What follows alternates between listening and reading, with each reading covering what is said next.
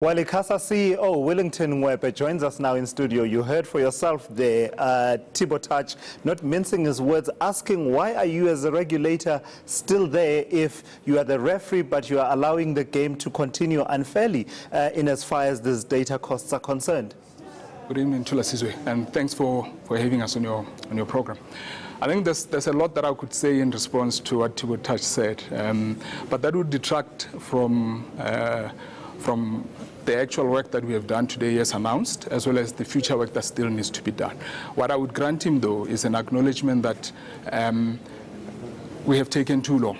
The length of time that it has taken us to get here and the time that it will still take us to bring costs down is probably a little bit too long. Why? What's the hold-up? Today, many South Africans sat on the edge of their seats hoping that, they will get to a point where the call of data must fall will be answered by yourselves, but you stopped short of that. So when we started this process in August last year and published the draft regulations on end user and subscriber service charter, we made it clear that this process is going to be a three-pronged process. We said, firstly, we're going to deal with aspects of consumer protection, and that talks to ensuring that we put in place transparency rules to govern how data services are provided. And that talks to primarily the issue of expiry of data, the issue of the differentials in the charging of in and out of bundles, the issue of notifications on the depletion of data. So that is the first phase, which is what we have done today. Consumer protection, transparency rules, and standardizing business rules. So essentially regulating the relationship between the users and the mobile networks. Yeah. Then the second phase, which will then be followed by a proper detailed cost determination, is us identifying the markets in the broadband value chain that we think are prone to ineffective competition, and then thereafter conducting a detailed cost analysis. Unfortunately, as a creature of statute, we are constrained by what the law requires us to do. So before you can regulate prices, the law says you must first define markets. Secondly, you must then identify amongst the players in that market who are the significant market players, who are the dominant operators. And then you must go into a detailed cost analysis to determine what are the inputs that inform the prices that are charged before you can make a determination of what would be the fair price and come up with a regulation that governs that. But I imagine that with the amount of work that you have done to this point, you've sort of got a sense now of what are the reasons for data costs to be this high. And I saw in your statement the issue of competition in the sector comes up from time to time. Is it purely about that the industry is not competitive enough? That's a factor. Competition is a big factor, and hence we're undertaking this market analysis and the priority markets identification. But also the second other factor that has been raised by industry on a number of times is that the input costs for the provision of data in the country is high. And they ascribe that, amongst others, to the fact that as a country we haven't released spectrum that is required for them to be able to provide high broadband speeds and the data throughput. What do you make of that explanation? I mean, there are a number of countries that have not really released spectrum that allows those countries to make those services available at lower costs, but their costs compared to ours, there's simply no comparison. Fair enough, but I think the challenge with the comparisons is that we have to bear in mind that no two countries or three countries are ever the same.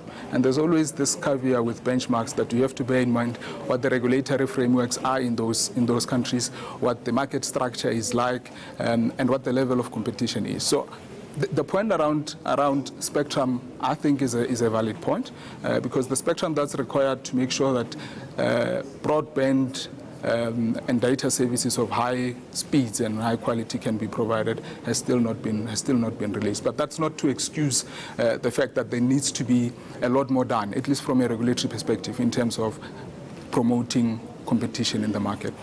So you've done the first part now. Explain to us what the most significant aspect of it is, because there was a point when you were reading your statement when you started out and saying, all licensees are no longer allowed to charge consumers out of bundle rates for data, and I stood by to jump up in celebration, only for you to then say, without the consumer's consent.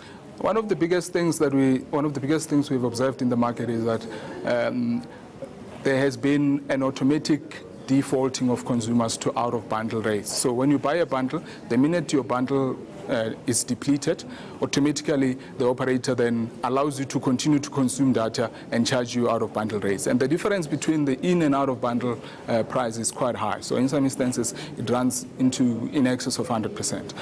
And consumers then get shocked when they get their bills because they know that at a particular point they were being charged 5 cents per megabyte, but now their bill looks like they've been consuming data at 2 rand per megabyte. So we are saying to operators, you are not going to default anybody who completes their bundle to out of bundle rates. You have to specifically inform them that their bundle is depleted, which talks to the notification that we've introduced. Sure. You have to inform them that their bundle is depleted, and they must then say, yes, I'm happy to continue consuming data at a higher rate out of bundle. Which segment of the market is this issue about transfer of data targeted at? The ability for one user to be able to transfer their data to another user?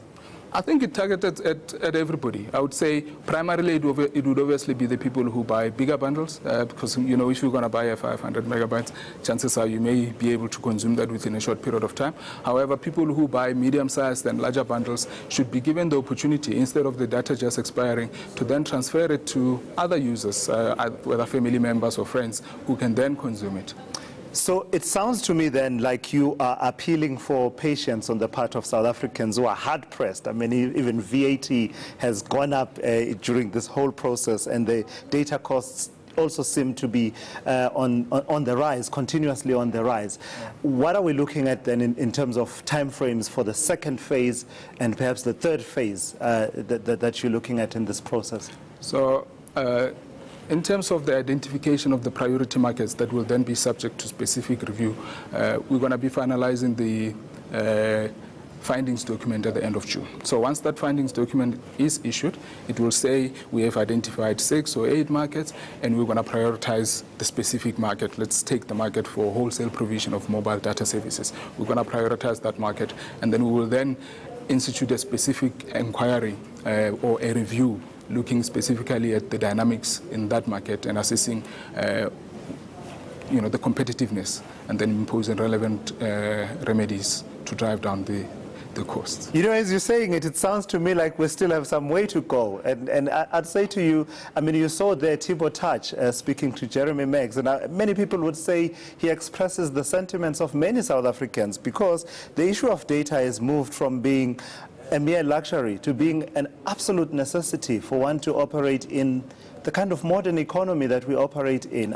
It can unlock a lot of potential. You guys don't have the luxury of time. No, we don't, and we're not oblivious to that fact. So I think by the end of this current financial year, which is March next year, we should have clear indication of what the interventions are. So once the findings document is released at the end of June, I think we will expedite the process, and then we'll do our best to make sure that there's clarity, at least by the end of the financial year, as to what. So just to assure South Africans then, what is the most effective intervention you can make when you've done phase 2 of identifying those priority markets and where you need to intervene? Can you impose price controls, and is that perhaps, I know you wouldn't want to preempt the process, but is that something that's a likelihood? Certainly, that's something that is certainly a likelihood. And I think South Africans can take comfort by referring to what has happened to the prices of voice. So when we came up with the first regulatory intervention on the interconnection rates, the price of voice certainly dropped. So if it's warranted based on our findings, we will not hesitate to impose price control. All right, thank you so much for coming through. That is the CEO of the Independent Communications Authority of South Africa, Willington Ngwepe, joining us here on Newsnight.